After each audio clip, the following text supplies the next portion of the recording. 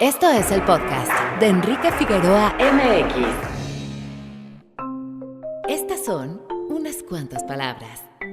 Se está deteniendo el partido porque ya... No, están invadiendo por seguridad. Mujeres y niños están ingresando. Es realmente lamentable lo que está sucediendo en estos momentos. Se tuvo que detener el partido por la seguridad de todos, de las mujeres y niños que ya ingresaron. El pasado 5 de marzo de 2022, durante el desarrollo de un partido entre los equipos Querétaro y Atlas, un grupo de seguidores se enfrentaron de manera violenta. El encontronazo derivó en una tragedia. A las 11 horas del 6 de marzo siguiente, las autoridades del estado de Querétaro, donde sucedieron los hechos, afirmaron que hasta el momento no había ninguna defunción. Con muertes o sin muertes, las imágenes compartidas que desnudaron los hechos son evidencia clara de que los actos ahí ocurridos son absolutamente deleznables. ¿Es el fútbol el culpable? No, pero ciegos estaríamos en tapar el hecho de que la violencia ha encontrado ahí un medio de expresión idóneo. Miembros de uno u otro bando en juego han encontrado en los contrarios un objeto para vaciar su rabia y violencia extrema. El origen de la violencia lo encontramos en la sociedad. Es esta la que vacía su enfado y agresividad en las gradas de los estadios. ¿Por qué ahí? Porque encuentran en ese sitio un espacio público donde se les permite. En algún otro lugar estarían limitados. La respuesta al por qué la sociedad recurre a la violencia es múltiple.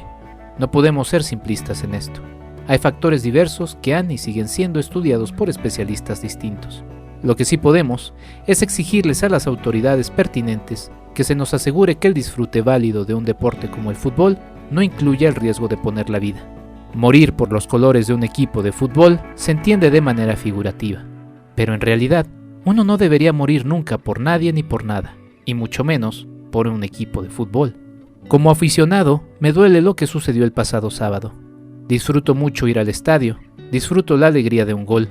Aunque no me guste tanto, también me gusta la tristeza de perder, pero de hacerlo en colectividad y abrazándose los unos a los otros. Lo del pasado sábado no debería suceder más. Sería trágico que implicara medidas como las que se toman por ejemplo en Argentina, en donde el problema persiste y su solución parece muy lejos de concretarse.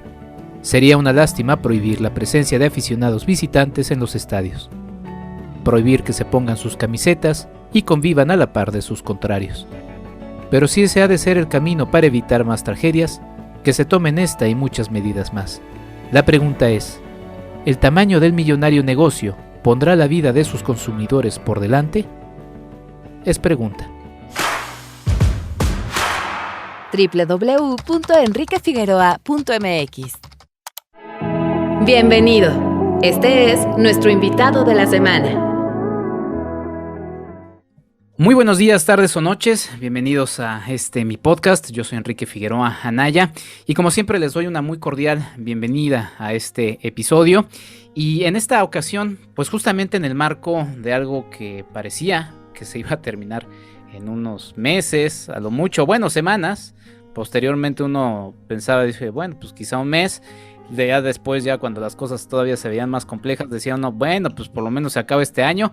Ya llevamos 2 años y seguiremos con varios, mucho tiempo más con esto. Pero bueno, espero que hayamos todavía ya aprendido a lidiar un poco con esto, pero... Justamente a 2 años de este tema, el de la pandemia por COVID-19, se me ocurrió invitar a alguien a quien ya tuve la oportunidad de entrevistar hace varios años, si no me equivoco hace como 15 años podría ser, la verdad es que sí, es un buen de tiempo. Y bueno, me da muchísimo gusto entrevistarlo una vez más. Andrés Aguilar, quien, como dice su sitio, andresaguilar.mx, pues entra en la clasificación de lo inclasificable. Y yo diría que se queden justamente a escuchar este episodio para descubrir quién es Andrés Aguilar. Andrés, ¿cómo estás? Bienvenido, qué gusto que hayas aceptado la charla. Muchas gracias, Enrique. Pues es un placer y un privilegio estar aquí. Te agradezco que consideres estos temas y mi participación. Es un honor esta invitación. Pues me da mucho gusto seguirte, Andrés. Además de que también pues sigo con mucho gusto lo que haces en redes, ya platicaremos un poco de ello, pero pues justamente me gustaría entonces que empezáramos a platicar de tus orígenes. Tú estudiaste Ciencias de la Comunicación, entre otras cosas que has estudiado, Y me gustaría justamente a partir de lo que haces de difundir, ya ahorita entraremos exactamente en qué, pero difundir cosas, ideas, pensamientos, de querer comunicarte. ¿Cuál es tu origen de esto como niño? O sea, ¿qué es lo que te gustaba hacer? ¿A qué te gustaba jugar? ¿Eso te llevó quizá al camino que tienes ahora, tratando de hilar un poquito los puntos, como decía Steve Jobs en algún punto, en algún discurso que dio en algún momento? De hecho, soy comunicólogo porque quería ser payaso. Y te lo voy a explicar así, porque es de hecho un descubrimiento que hice recientemente, ¿no? Eh, yo quería ser payaso desde que me acuerdo y me lo han corroborado mis padres y tíos y familiares, ¿no? Que decían, sí, desde chico tú decías, yo quiero ser payaso. Eh, la razón, bueno, es una exploración psicológica personal de por qué quería ser payaso y ahora podemos entrar en ese detalle, pero de querer ser payaso, primero pues aclaro que mis referentes de payaso, a lo que yo le llamaba payaso, era estos genios de la comedia física en películas de cine mudo. Entonces yo decía payaso y pensaba en Buster Keaton, en El Gordo y el Flaco, en Cantinflas, en Chaplin, eh, pues también en Tintán y en Clavillazo, ¿no? Pero especialmente en la gente del cine mudo. Eso era lo que a mí me gustaba ver y lo que me fascinaba y mi fuente de inspiración. Después noto que siendo el que hace reír, pues tengo resueltas mis necesidades afectivas, ¿no? Tengo la atención de la gente, soy bienvenido en todas las casas, en todos los grupos. Cuando había que protegerme, como en la secundaria, porque fue una secundaria de grupos grandes de puros hombres, entonces es como la cárcel, ¿no? Te tienes que cuidar las espaldas y ser el gracioso, pues me permitía incurrir mucho menos que mis compañeros en actos violentos. Entonces, dicho lo anterior, pues cuando llega la oferta familiar de apoyarme a estudiar lo que yo quiera, yo dije, bueno, pues lo que yo quiero es estudiar cine, supongo, ¿no? Porque pues es lo que me inspira las películas de esta gente. Y me confundí en ese momento. Sí, dije, pues sí, cine, quiero estudiar. Y mi familia dijo, bueno, mi papá, ¿no? Específicamente fue un poco renuente y dijo, el cine en este momento no está en sus mejores días en México. ¿Por qué no estudias comunicación? Que es un clásico de los papás, ¿no? Sí. Te dan lata de que tus clases de guitarra, tus clases de guitarra, tus clases de guitarra. Y ya cuando te dicen, ¿qué quieres estudiar? No, pues quiero ser guitarrista. No, espérate. Estábamos hablando eso era un hobby, hijo, eso era un hobby.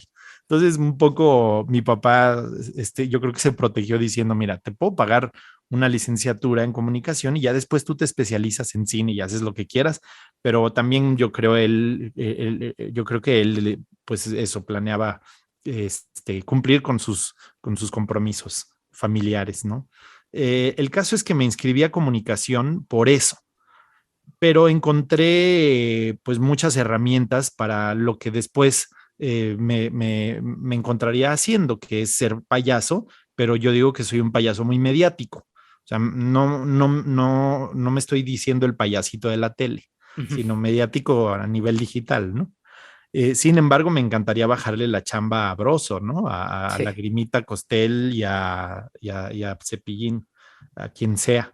Pero eso es lo que yo creo, que estudié comunicación buscando ser payaso y tanto así que cuando me enteré que había una universidad de payasos, porque fui a ver una función de circo y ahí me dijeron, no, pues tenemos una universidad de payasos y estamos buscando payasos mexicanos, porque este es era un circo norteamericano, pues ahí dije, esto cobra todo el sentido, ¿no? Entonces dejé la licenciatura en pausa por 3 años, hasta que regresé de Estados Unidos ya hecho payaso profesional y retomé mi licenciatura y pues y también soy eso, licenciado en comunicación y veo que van muy bien, van muy de la mano y además estudié en una universidad muy humanista, Enrique, entonces eso también me permitió pues satisfacer otra parte de mi vocación que es el servicio.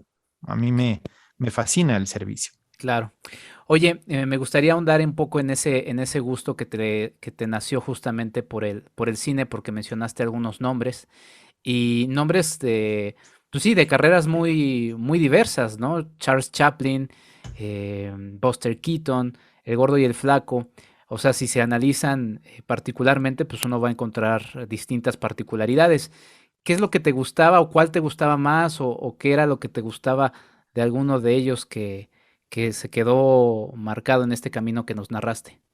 Probablemente Buster Keaton, Mm, incluso por encima de Chaplin, era el que más me divertía porque soy muy fan del ingenio, Enrique. Para sí. mí el ingenio mata presupuesto, el ingenio mata carita, el ingenio, o sea, esa es mi gran fascinación, de hecho, por la humanidad. Cuando llego a decepcionarme de la humanidad por las cosas que me toca ver por mi trabajo, Ujú. recupero la certeza de que el mundo está mejorando a partir de estos actos de ingenio humano, ¿no? Ingenio para a veces resolver la vida o para, eh, pues sí, para resolver el día a día, ¿no? Entonces, ver a Buster Keaton con estos gags mecánicos en donde, por decir alguna escena que seguro todos tenemos en mente, se cae la fachada de la casa encima de Buster Keaton, pero él está parado justo en donde hay una ventana, ¿no? Entonces es muy aparatoso y es muy afortunado que era bueno calculando, porque ahí no había dobles, ahí nadie le estaba sustituyendo, él lo hacía todo, un hombre muy atlético, pero tenía esa capacidad de imaginar todas las escenas de las persecuciones del tren, la manipulación del cañón en la película El General o la multiplicación de personajes en Playhouse. Entonces, para mí, él era el rey, ¿no? Aunque como contador de historias, Chaplin me seducía mucho más. O sea, Ujú. Chaplin me dejaba con el sabor de haber presenciado una historia o sido parte de una historia, ¿no? Y Buster Keaton me encantaba por los gags mecánicos. Entonces, yo creo que ahí se juntaban dos intereses personales. Y luego conozco a Roberto Gómez Bolaños, Ujú. o sea, no en persona, ¿no? Yo era niño, Ajá. pero conocer al Chavo del Ocho y entender también la mecánica de la comedia desde la forma en que don Roberto lo intuyó, porque Chespirito no estudió el clown.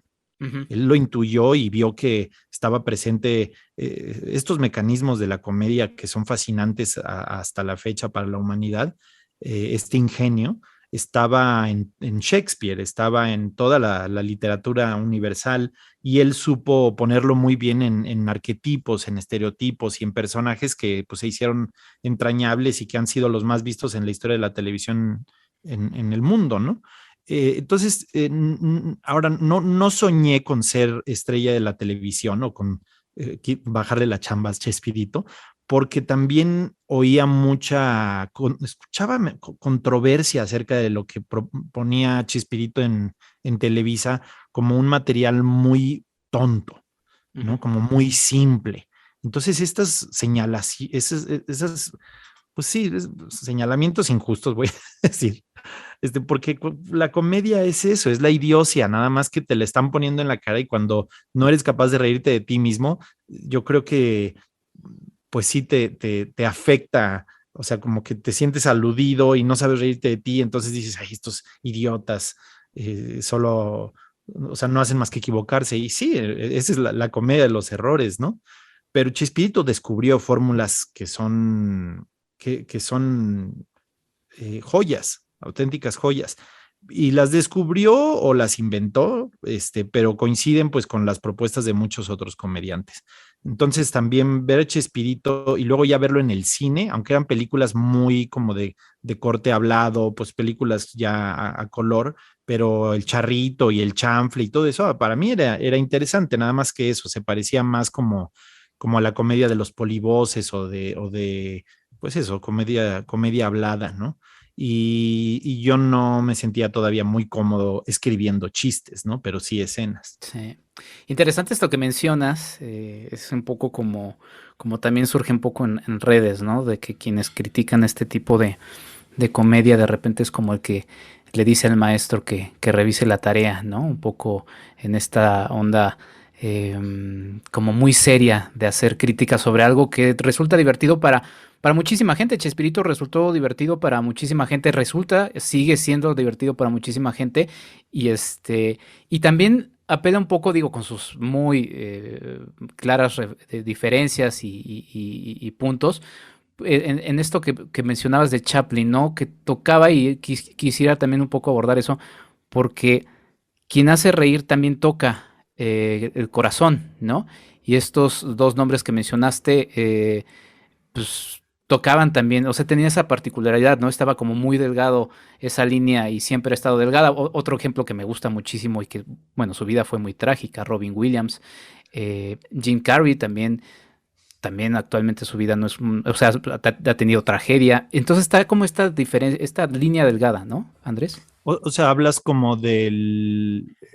El drama y la comedia, Ajá, y exacto. cómo a partir de uno llegar a otro. Ajá. Eso es una línea muy delgada y es una coexistencia, ¿no? No hay comedia sin drama. Ujú. No hay comedia sin fracaso, no hay comedia, si todo sale bien, nada te va a hacer reír. Tiene que haber esos contrastes. A veces los contrastes pues los manejamos a partir de los personajes. Ahí está John Cedita proponiendo 8 caracteres para que exista la comedia de situaciones o el sitcom, como lo conocemos en la tele por estas miniseries. Y cuando lees este libro de los 8 caracteres, te queda claro que sí hay recetas, pero ¿cómo no va a haber recetas, no? Si los humanos somos muy predecibles en ese sentido. Y te vas a encontrar que Shakespeare, pues, estaba lleno de personajes que eran unos perdedores y luego había una vuelta de tuerca que hacía que el rey terminara de mendigo y el mendigo de rey. Y Shakespeare y el que explores, o sea, de Rulfo a Julio Verne.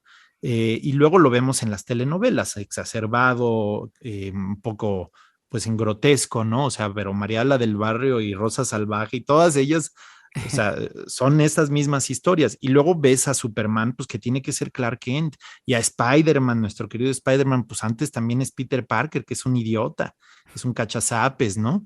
Pero llega un momento donde hay esa reivindicación, ese resurgimiento. Y ahora también se encuentra como la precuela, ¿no? Y el mundo del cine está fascinado ahora explorando la precuela, por ejemplo, de los villanos. Entonces Ujú. resulta que te enseñamos la vida de Maléfica y genera empatía y dices, oye, pues mira, tenías sus razones para ser tan maléfica.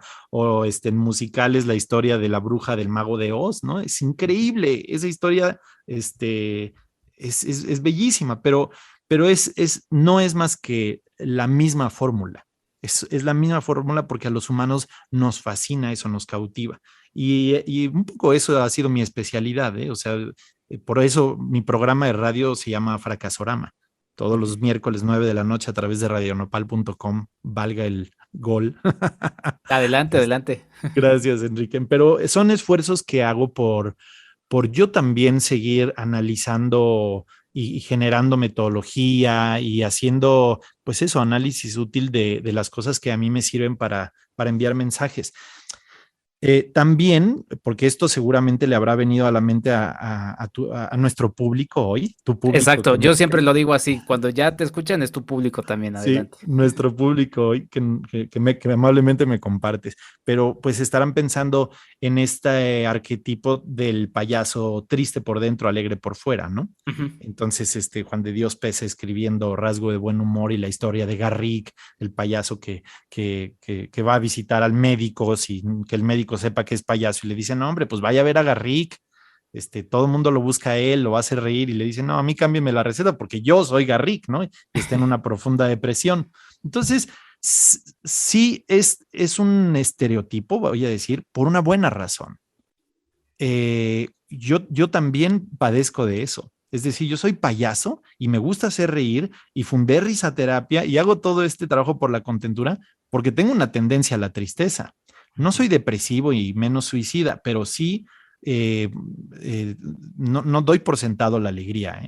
Sé que la tengo que estar trabajando constantemente. Y a eso alude lo que hoy propongo como estrategia contentura, lo que transmito todas las mañanas a 8 o 10 de la mañana por facebook.com/yo Andrés Aguilar, que son mis fideos contentos. Los habrás visto, Enrique. Y Fideos contentos, fideos contentos. Exacto. Entonces, son esfuerzos para construir mi propio proyecto anímico. Es un proyecto anímico personal que a mí me ha dado resultados y que, pues, empezaste hablando de la pandemia y yo te digo que en el 2020 yo me fui para abajo y yo no conocía la oscuridad de una depresión. Yo me dedicaba al servicio y andaba brincando de hospital en hospital con mi nariz roja o yendo a hacer brigadas internacionales con Payasos Sin Fronteras, con la ONU, con el Mind Advisory Group.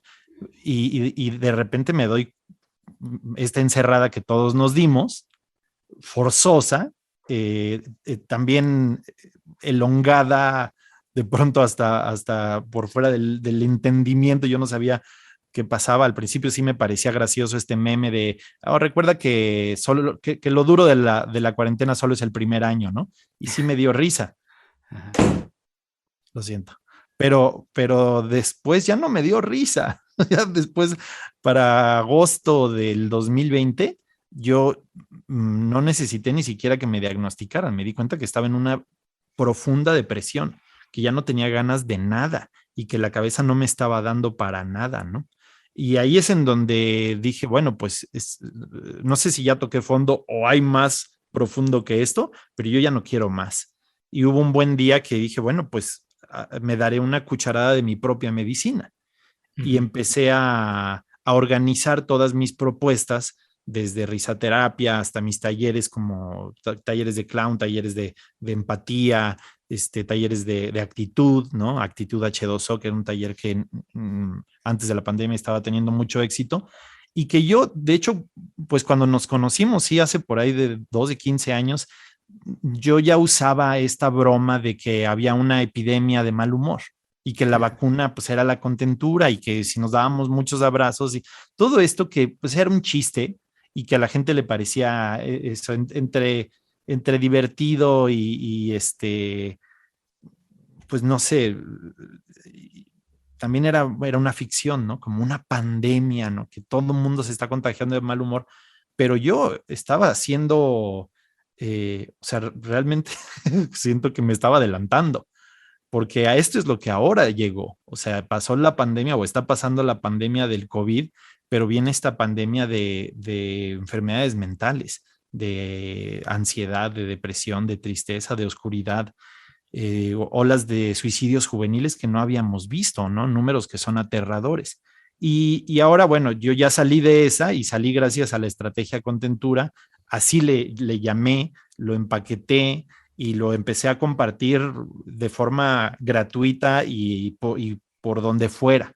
Entonces es por lo que más agradezco estas oportunidades, estas entrevistas, Enrique, porque sé que todavía hay mucha gente desesperada y que las cosas cambiaron en su vida y que es muy probable que se estén sintiendo solas y pues sí, con una enfermedad que no sabes cómo atender, porque no es la herida en la piel, no es algo evidente o aparente.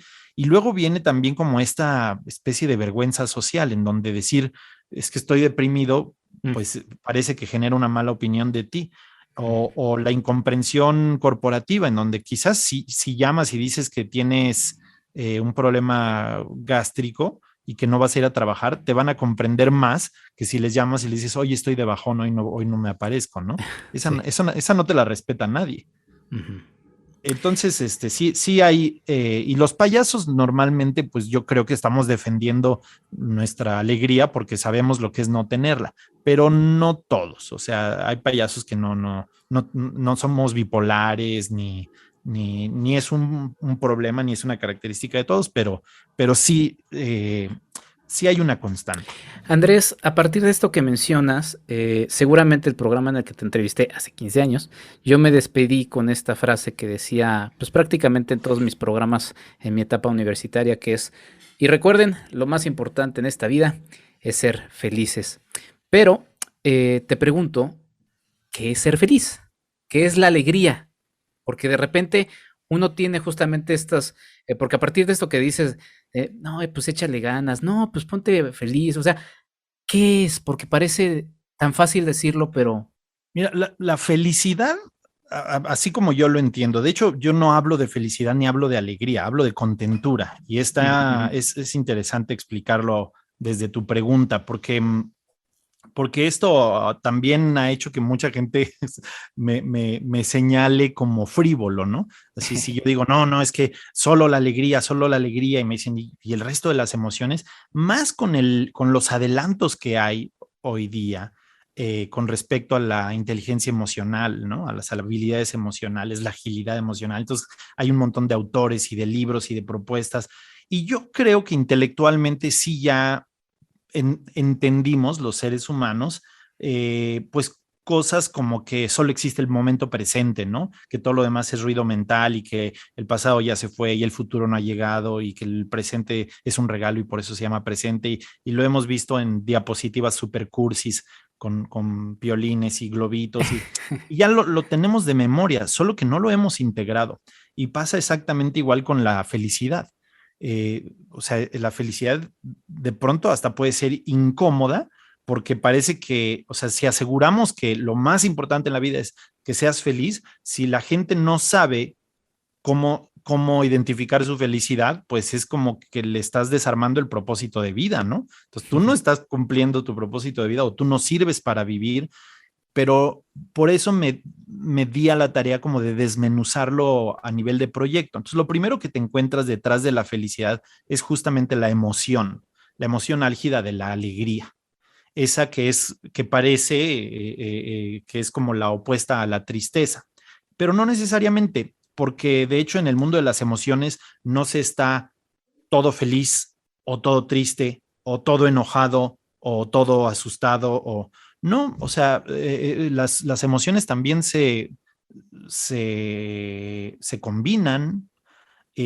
Puedes estar medio frustrado, pero pasándotela muy bien. Puedes estar un pelín enojado, pero más triste que enojado. O puede ser, por ejemplo, mi caso, que yo soy serio tirándole a gruñón hasta que mi esposa me dijo, y no hace mucho, me dijo, yo creo que tu rabia no es rabia, yo creo que es tristeza, pero no la has trabajado, ¿no? Entonces, todas estas palabras, trabajar las emociones, ahora ya no son extrañas, pero cuando yo era joven, es decir, más joven que ahora, ayer cumplí 47 años.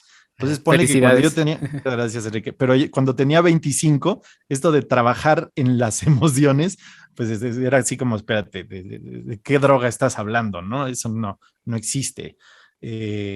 Hoy afortunadamente hay estos avances y sí pienso que no nos podemos comprometer con una sola emoción, sino armar un proyecto anímico personal. Porque a mí me sirve levantarme y tener a la mano una dosis de tristeza.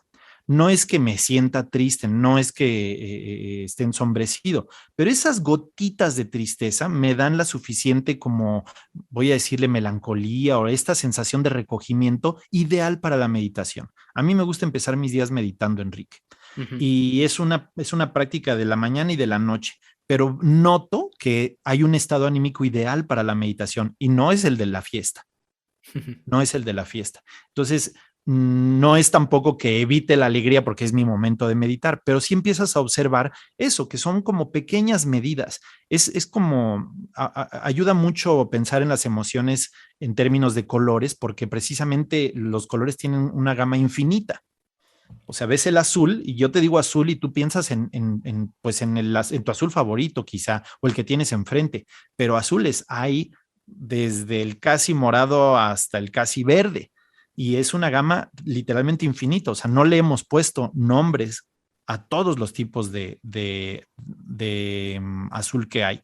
Y es lo mismo, si el azul fuera la tristeza, hay una gama tan amplia de tristeza que nunca la podríamos terminar de nombrar. Entonces, observarla es mucho más fácil. Es lo que hemos resuelto, por ejemplo, con aplicaciones de dibujo en donde ya no le ponemos nombre. Hay una paleta y tú la puedes manipular y ahí puedes darle más luz, más oscuridad, más contraste o combinar con tres colores fundamentales. Entonces, un poco así yo veo las emociones y así es como las abordo.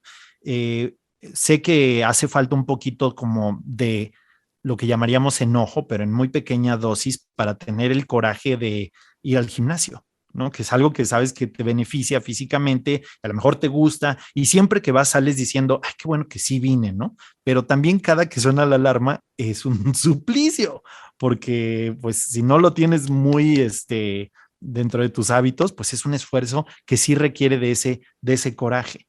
No, o sea, un poco triste o melancólico, no te dan ganas de ponerte los tenis. Entonces, esto es a lo que yo invito, ver cuáles son las emociones que necesitas y detrás de eso, ver qué te detonan, qué te detona cada emoción, o más bien, qué cosas te detonan qué emociones. No es tan complicado, quizá como lo expliqué ahora, cuando te pones a hacerlo, cuando lo llevas a la práctica. Y yo soy un hombre muy pragmático y además no profeso ninguna fe. Me gusta mucho la vida espiritual, tanto que uno de las columnas de lo que yo llamo la estrategia contentura, que les llamo mástiles por mi amor al circo, ¿no? Y las carpas se levantaban así con mástiles. Siempre necesitas por lo menos 3 mástiles, porque 2 pues solo es como una casa de campaña, 3 ya abren un área. Y 5 es la estabilidad, ¿no? Las carpas de 5 mástiles eran también famosas a principios del siglo pasado. Entonces, para mí, pues es la inspiración en mi vida es el circo, ¿no? Por el sentido de comunidad, por la aventura y por todas las artes ahí expresadas. Pero uno de los mástiles de la estrategia contentura es el trabajo interior, precisamente. Entonces, no es que yo no le propongo creer a la gente, no propongo dogmas, sino cosas que pueda comprobar. ¿Para qué? Para que las pueda repetir, para que sean como un camino. Y en ese pragmatismo, pues veo que el trabajo interior, pues hay muchísimo por leer, hay muchísimo por practicar, por hacer, y que quizá lo que antes era un lujo, como pues, una clase de yoga a la semana, hoy ya subió de prioridad. Entonces ya ves que no es una práctica ahí como esnovista de lujo o de moda, ¿no? Ya sabes que pues ahí está tu medicamento, en la meditación, en la yoga o en el qigong, en el tai chi, lo que cada quien practique, ¿no? En la lectura, hay muchos libros, hay muchas publicaciones, hoy es factible incluso leerlas sin pagar por ellas, no es lo que recomiendo, pero quiero decir, estamos en la era de la información. Entonces hay gente que me dice, oye, pero yo nunca he meditado. ¿Y cuántas veces has buscado un tutorial de cómo meditar? Porque hace el ejercicio y es hasta abrumante, de tantas opciones que hay. Pero es que, pues ese es el mundo en el que estamos viviendo hoy. Entonces, volviendo a tu pregunta, yo apuesto a la contentura como eso, una fórmula anímica que te hace sentir pleno. La alegría no, la alegría para mí tiene más que ver con la paz interior que con estar como un cascabel en la euforia riendo todo el tiempo. Y esa es la sorpresa que se lleva la gente cuando me conoce ya en corto, ¿no? En persona, que yo no soy un cascabel, yo no me vivo contando chistes, me encanta reírme, me encanta hacer comedia, pero soy reflexivo, soy introvertido, bueno, no introvertido, no sé, pero introspectivo, quería decir.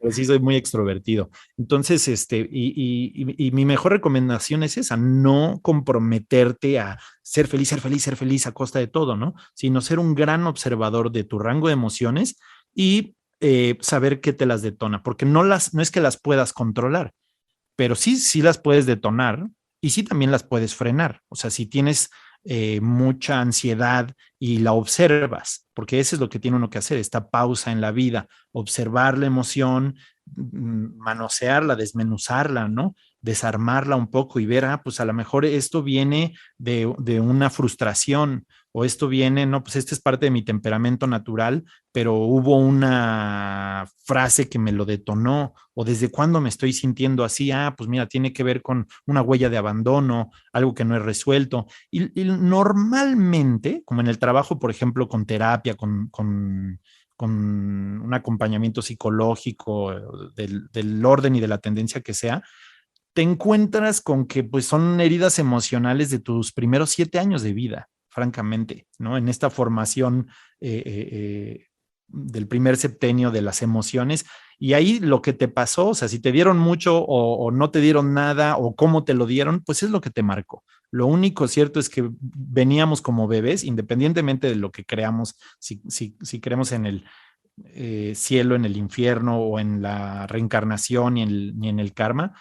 Lo cierto es que nacimos y queríamos una sola cosa, que era amor incondicional. Entonces, ¿nos lo dieron o no nos lo dieron? O nos lo dieron, pero nos lo dieron a gritos y no lo entendimos,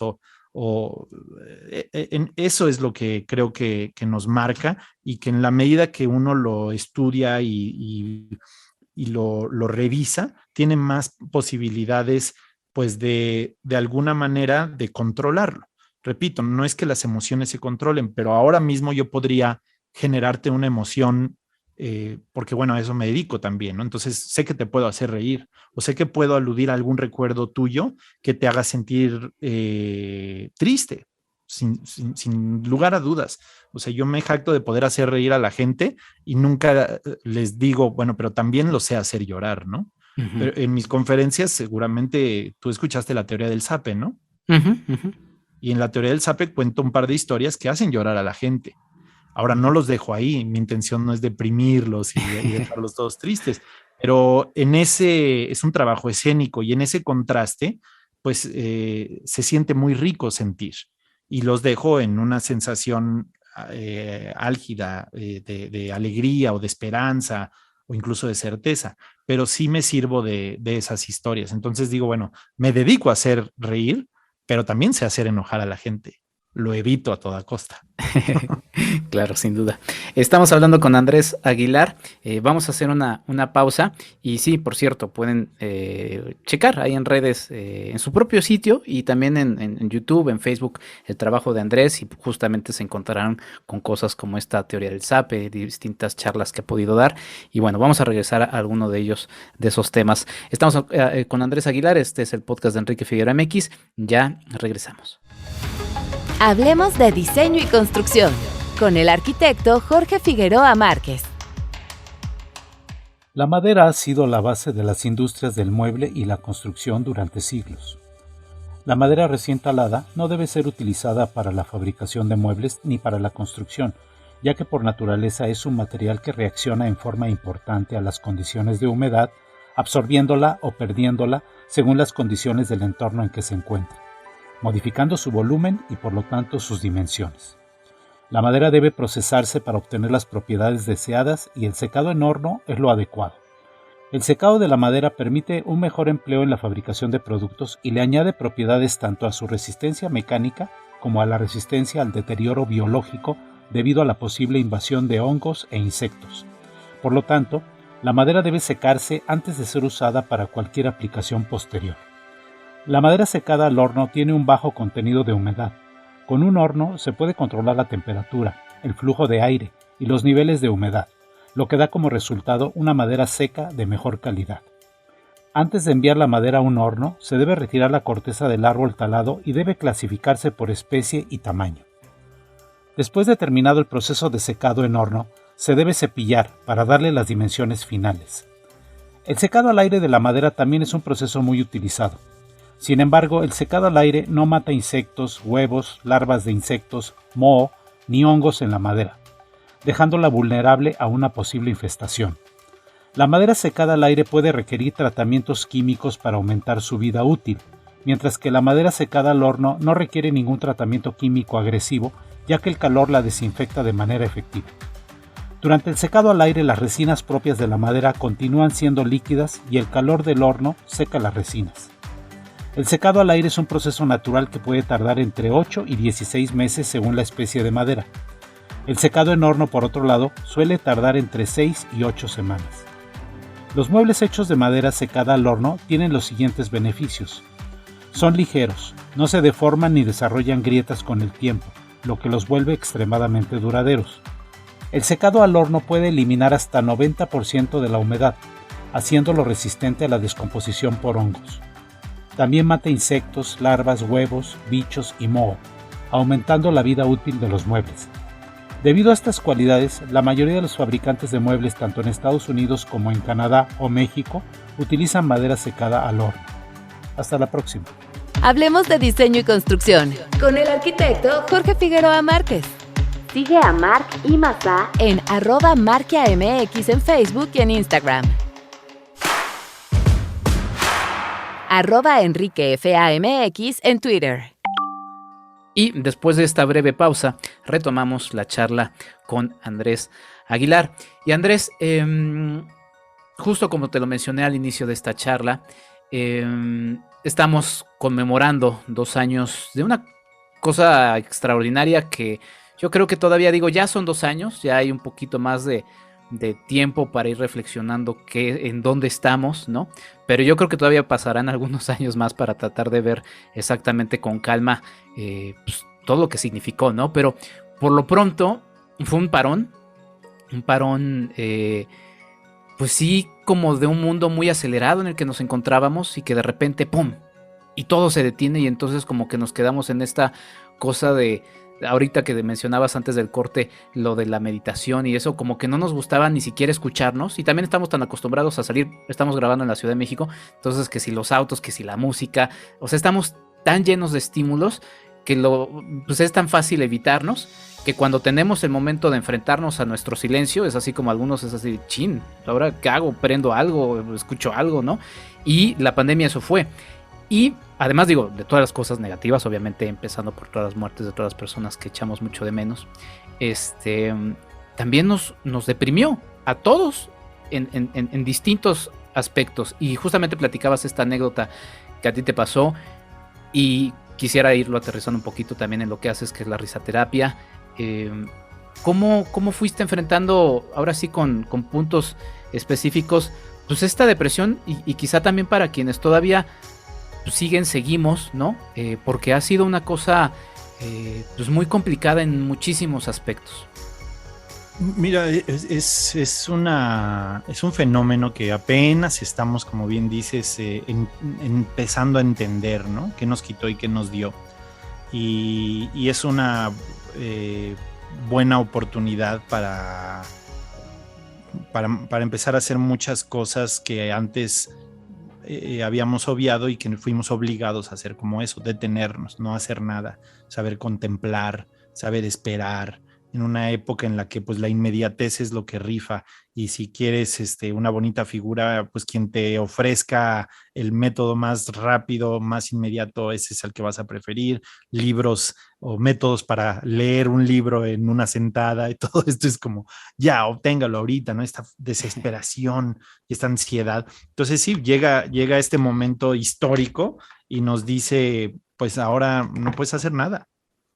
Y además, esto es lo sospechoso incluso. Yo no soy muy conspiranoico, pero sí me intrigaba mucho, me sigue intrigando que por siglos no nos hemos podido poner de acuerdo para detener las guerras, para detener las hambrunas, pero de pronto todos nos pusimos de acuerdo en quedarnos en nuestra casa, en ponernos el cubrebocas, en irnos a vacunar, ¿no? Es como, wow, como que entonces sí podemos ponernos de acuerdo o tiene que llegar algo así de aterrador, ¿no?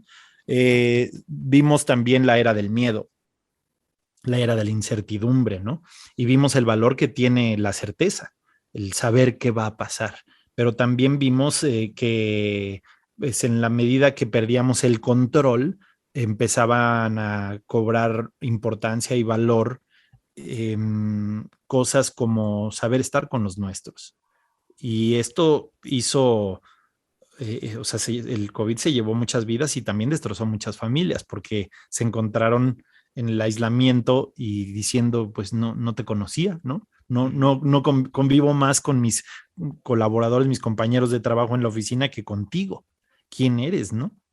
Y a reconocernos o a entender, por ejemplo, el trabajo que hacen realmente los maestros en las escuelas con los niños, con nuestros hijos, a quienes a veces pues les explicamos la escuela como ese lugar en el que alguien más se encarga de tu educación y a mí me cuesta solo dinero. Y entonces involucrarte y ver realmente el trabajo hasta de adaptar los planes escolares a reuniones virtuales, pues nos hizo valorarlo. Y como esto, pues imagínate que risaterapia, para empezar el 2020 sonaba maravilloso, ¿no? Como nos gustan los números, entonces llegar a un año 2020, pues había muchos diseños, había mucha expectativa. Sí. Risaterapia cumplió 20 años, o sea, fundamos en 1999, entonces llegó a esa edad Y de pronto la pandemia nos quita nuestra actividad esencial, que es visitar hospitales. Fue lo primero que de hecho no pudimos hacer. O sea, no hay acceso a hospitales. Y no ha vuelto. Después de 2 años no ha vuelto. Esto, en buena medida y al principio, en el 2020, desmoronó a Risaterapia.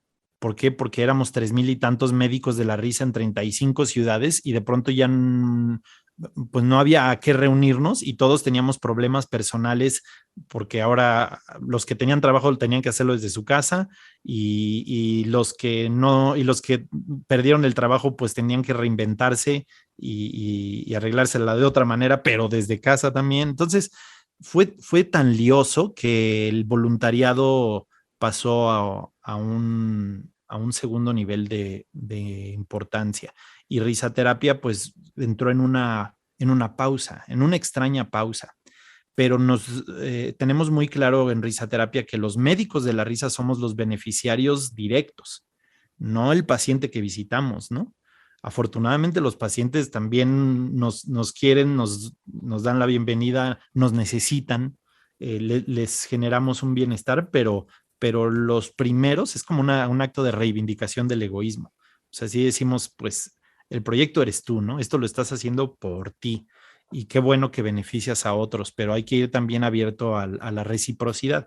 Risaterapia cerró su oficina física, ¿no? Que es también una de las primeras cosas que sucedía, pero esto trajo una serie de problemas y de consecuencias que todas las asociaciones civiles o las organizaciones de la sociedad civil en general estamos padeciendo, ¿no? Por ejemplo, el flujo de ingresos, o sea, las organizaciones vivimos, si bien nos va, pues de los donativos de grupos o convenios comerciales con empresas, todo eso desapareció.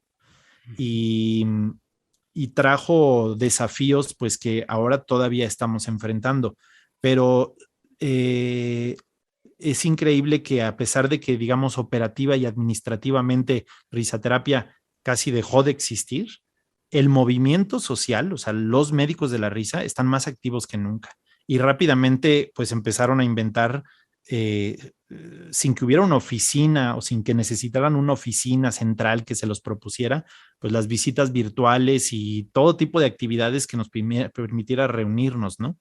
Pero pues mira, cuando vas a un retiro de meditación, por ejemplo, Vipassana, que es mi método de meditación favorita, Vipassana tiene 2,500 años que se inventó, o sea, esto es milenario.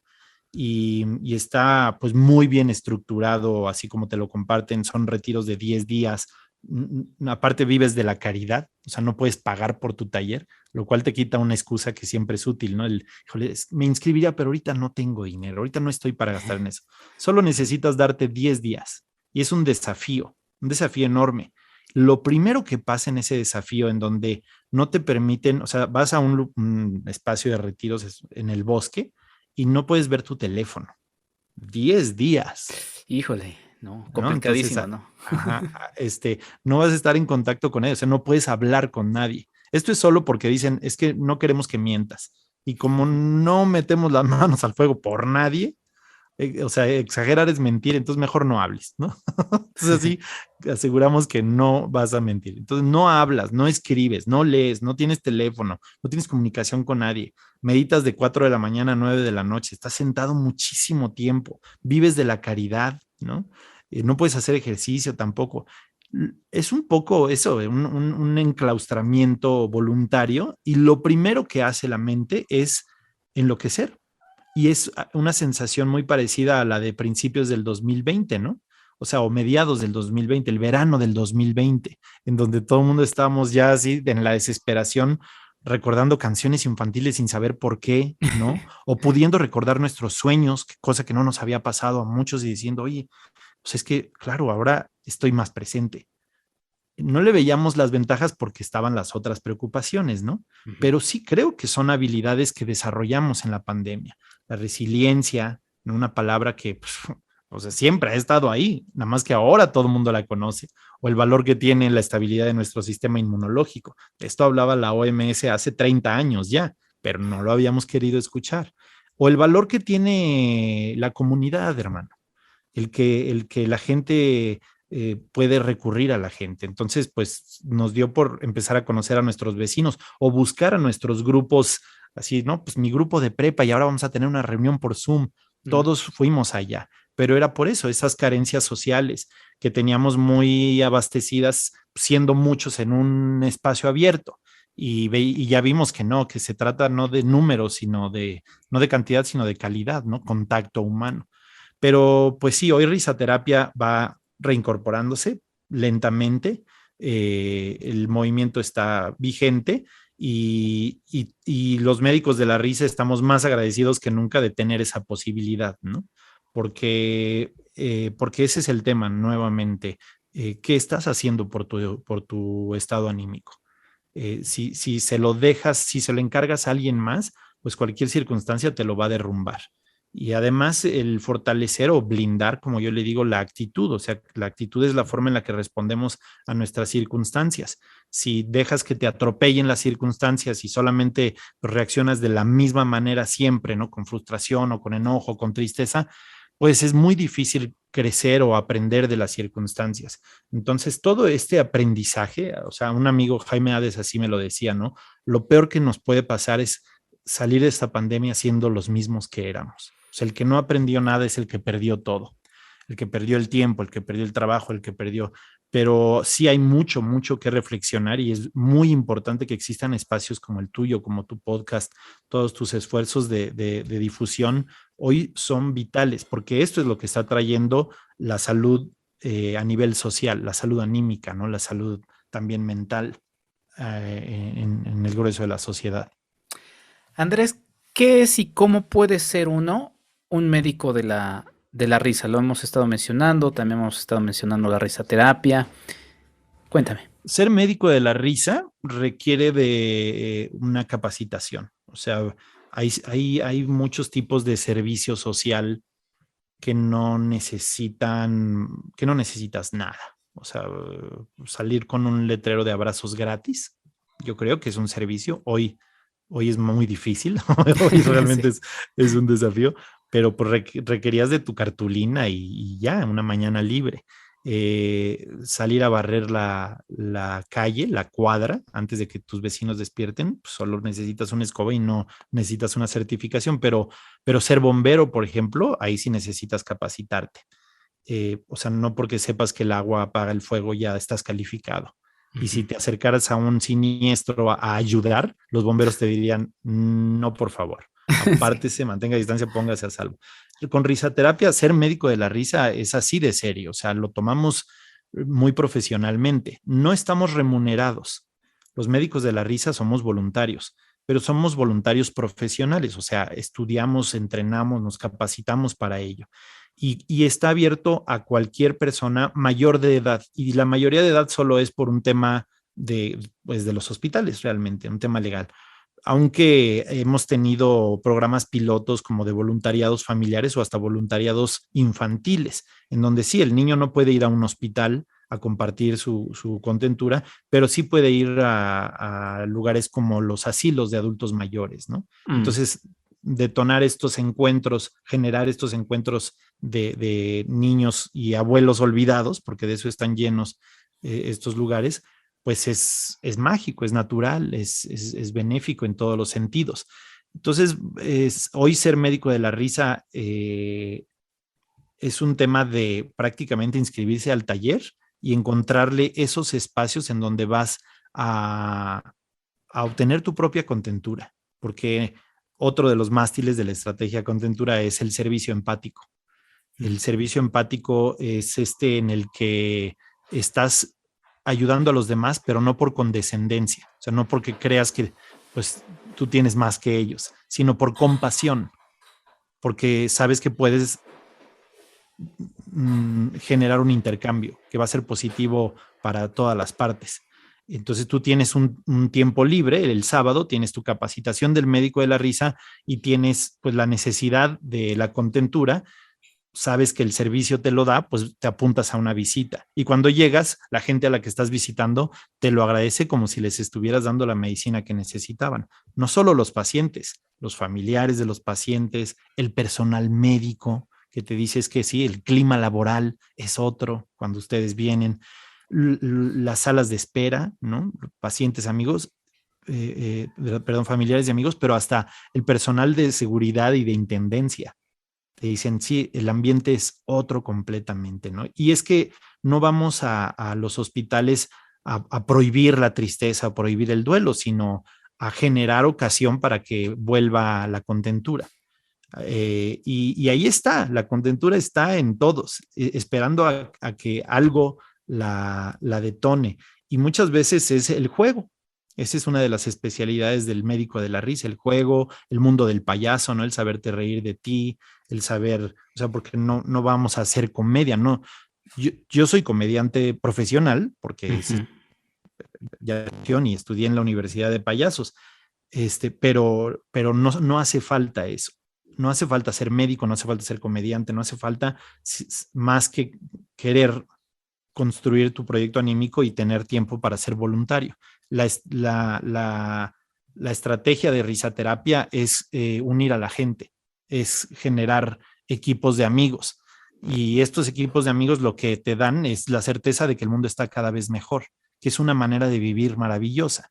Porque si ahora nos está escuchando alguien que esté segura o seguro de que está cada vez peor el mundo, de que esto vamos de picada y sin cinturón de seguridad, pues sus decisiones serán desesperadas, porque no tiene ya esperanza. Nosotros no nos conformamos con la esperanza, queremos la certeza. Y la única diferencia es arremangarte y entrar en acción. Es un tipo de activismo, sin duda, pero es una experiencia transformadora con mucha, mucha potencia. Ser médico de la risa es mi mejor recomendación. En fin, muchos elementos, mi querido Andrés. Cuéntanos de todo lo que produces, de todo lo que haces. Ya nos platicabas de tu programa de radio. Te seguimos en redes, vemos tus videos contentos. También a 20 años ya de que empezaste risoterapia y bueno, a más tiempo de que decidiste hacer lo que eres, pues cada vez hay más formas de llegar y difundir, pero también se va uno encontrando con otras cosas que alguien dice, pues yo también lo hago, pero pues, ¿lo está haciendo o más bien está ahí medio blofeando que lo está haciendo? Cuéntanos un poquito de todo lo que haces y cuál ha sido el reto que te has encontrado en estos momentos. Pues sé que esto lo puedo resumir en los mástiles de la estrategia contentura, porque aún, por ejemplo, mi proyecto familiar, que yo así lo veo, no, para mí no es una circunstancia, ahora soy papá, ahora, no, o sea, son decisiones y tienen que ser decisiones a la luz de la conciencia. Ese es mi principal esfuerzo de todos los días, generar un alto nivel de conciencia hasta de cómo estoy sentado en este momento mientras hablo contigo, de qué comí y de cómo lo preparé y de cuál es el origen de esos alimentos. Y es una forma de vivir que parecería o sonaría agotador, pero es mucho más agotador y desgastante vivir sin conciencia y solo reaccionando a lo que, entre comillas, me pasa. A mí no me pasan las cosas. Hay circunstancias que esas, pues sí, como la del COVID, no, yo no tuve nada que ver, ¿no? Yo nunca he comido sopa de murciélago. Entonces, fue como, pues esta llegó. ¿Sopa de caracol tampoco? Le he bailado, pero vaya, eso no hay nada que hacer. Como cuando fue la crisis económica del 95, fue la decisión fueron una serie de decisiones del presidente del país vecino las que detonaron una crisis económica que hicieron que pues, mi papá tuviera de pronto el mismo dinero, pero ahora valía la quinta parte. ¿Cómo explicas eso? Entonces no puedes poner tu bienestar, tu contentura en cosas tan frágiles. Las circunstancias pueden ser adversas o pueden ser afortunadas, pueden ser temporales o pueden ser permanentes, pero de lo único que puedes asegurarte es que tengas pues la actitud como para reaccionar positivamente a las circunstancias. Esto no te convierte en una persona frívola. Esto te convierte en una persona estratégica. O sea, no es que no quieras ver lo malo que hay en el mundo. No, o sea, aunque no lo veas, ahí está. Es innegable. Pero estar pegado a las noticias, por ejemplo, Enrique, estar pegado a las malas noticias sobre todo y creer que eso te hace una persona informada, o sea, actualizada. No, solo estás olvidándote de que la información que necesitas, de hecho, la puedes generar tú. Esto que llamamos la intuición.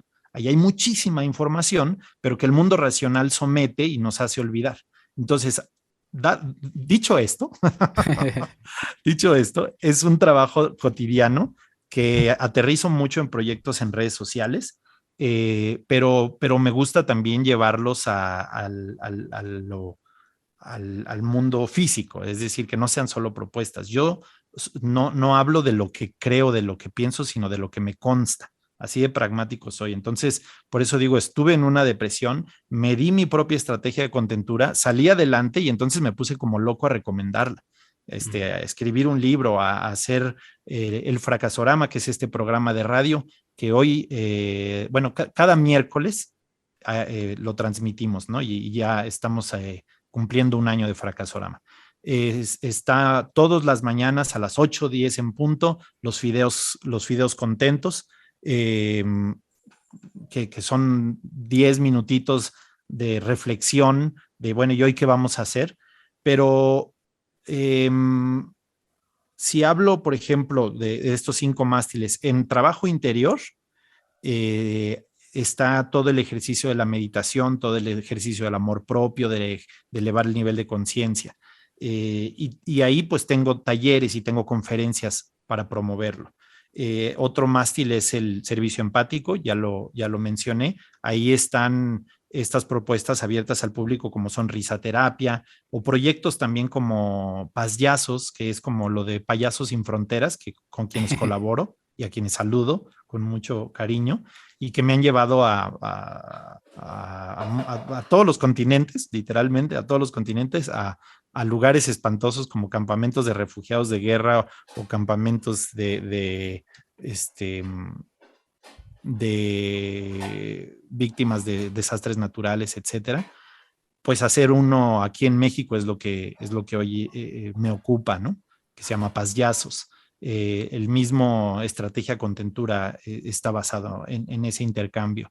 Si hablo de otro mástil como el contacto con la naturaleza, pues tengo un proyecto que se llama Detox Citadino o Aldea Verde Cerca, y es enseñarle a la gente técnicas ancestrales para que sepa que después de la ciudad también hay vida, ¿no?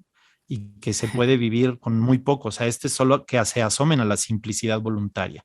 No necesitan ahora convertirse en cavernícolas y quemar sus tarjetas de crédito. Pero ahora hasta esa opción tienen, ¿sabes? Porque saben prender fuego sin cerillos o armarse un refugio en la montaña. Eso también lo enseño. Si hablo de otro mástil que es la creación libre, tengo un taller de tinkering, que son, pues eso, como sentarnos alrededor de una mesa a construir cosas o todo alrededor de la ciencia, del arte y de la tecnología, pero es un proyecto educativo y está también pues el mismo Fracasorama y un proyecto que se llama El Deshuesonidero, en donde hacemos, no voy a decir música, pero sí ambientes sonoros y acústicos a través del rescate de piezas de deshuesadero, pero aquí es el deshuesonidero, ¿no? Con alguna tecnología muy sencilla y muy analógica como micrófonos piezoeléctricos y ese tipo de cosas que ahora no son importantes. Pero está otro mástil que es el juego inocente, y ahí también tengo un club de circo y un laboratorio de clown en el que pues invito a la gente a que aprendan esos juegos que siguen siendo divertidos y sanos y no competitivos, ¿no? Son juegos no violentos como los juegos infantiles. Entonces cuestiono, pues ¿hace cuánto que usted no juega las traes? ¿Hace cuánto que usted no juega las escondidillas? Pues la buena noticia es que sigue siendo legal, ¿no? puede hacerlo. La mala noticia es que pues le va a costar un poco de trabajo convencer a sus amigos. ¿Por qué? Porque son adultos. Si usted convive con hijos, pues ya la armó, nada más que tiene que involucrarse en los juegos que los hijos proponen, ¿no? Aunque eso signifique pasar un rato a gatas de rodillas, raspándose las rodillas, pero eso, juegos inocentes, juegos infantiles. Y Y ahí están cubiertos los 5, ¿no? Trabajo interior, juego inocente, creación libre, servicio empático y contacto con la naturaleza. Tengo otros proyectos en el tintero, y no los menciono no porque se vayan a salar, sino porque no acabamos nunca, Enrique.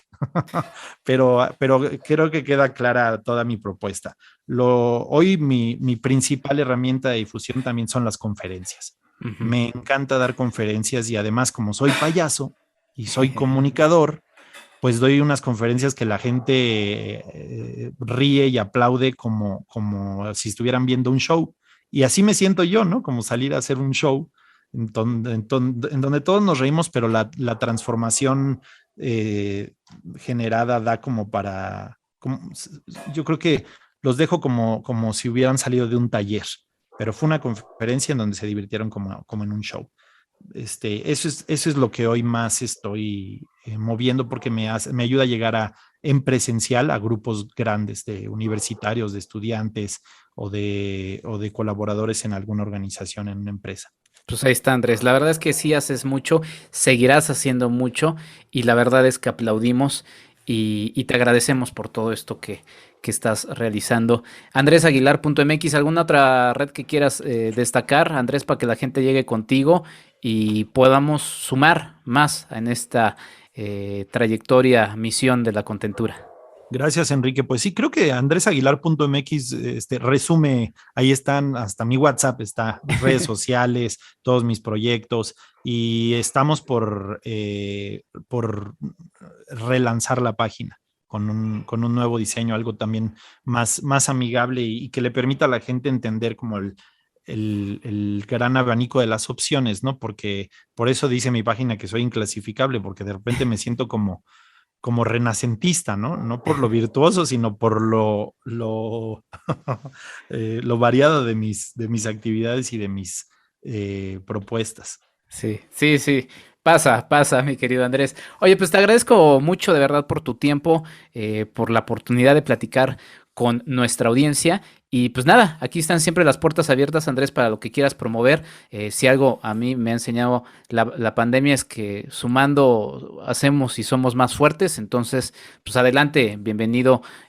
Cualquier cosa que tengas aquí que promover, esta es tu casa, Andrés. Y muchas gracias por esta charla. Gracias a ti, Enrique, y a la orden a tus órdenes y a la orden de toda tu audiencia. Muchas gracias, Andrés.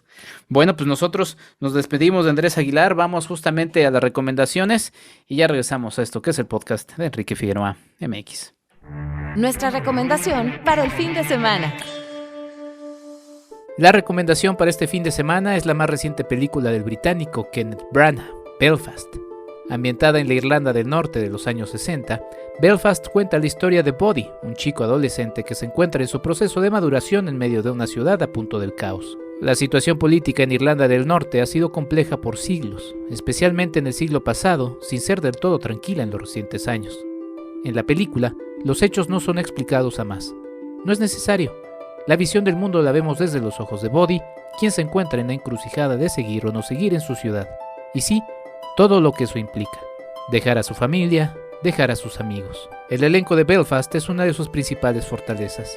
Ciarán Hinds, Jamie Dornan, Jude Hill y una entrañable Judi Dench son quienes dan vida a una familia sencilla que deberá encontrar en su núcleo la fortaleza para sobrellevar los avatares provocados por el exterior. Filmada en un bello blanco y negro, Belfast es además la historia de un joven que encontrará en el cine un refugio para escapar del ruido, del miedo. Si bien no resulta novedoso, basta citar como referencia a la siempre célebre Cinema Paradiso, en Belfast nos encontramos con una escena similar en la que un joven se enamora de eso que a muchos nos apasiona con tanta energía, el cine. Pero lo verdaderamente emocionante en Belfast es la historia, la fortaleza de una familia que, sin dejar de ser compleja como cualquier otro núcleo de su tipo, encuentra en sí mismos la energía para sobrevivir. Belfast forma parte de la carrera rumbo a los premios Oscar a entregarse a fines de este mes, marzo de 2022. Para mí, es una de las favoritas, una cinta sencilla, entrañable y bien ejecutada. ¿Quieres ayudarnos a hacer más contenido? Tu apoyo es fundamental. Entra a www.patreon.com/Enrique Figueroa MX y elige entre las muchas recompensas que tenemos para ti. Desde un agradecimiento en este podcast hasta tu participación en un cineclub en línea donde tú puedes elegir el tema. Además de 50% de descuento en nuestros cursos, talleres y tours. ¡Únete! Sé parte de esta comunidad.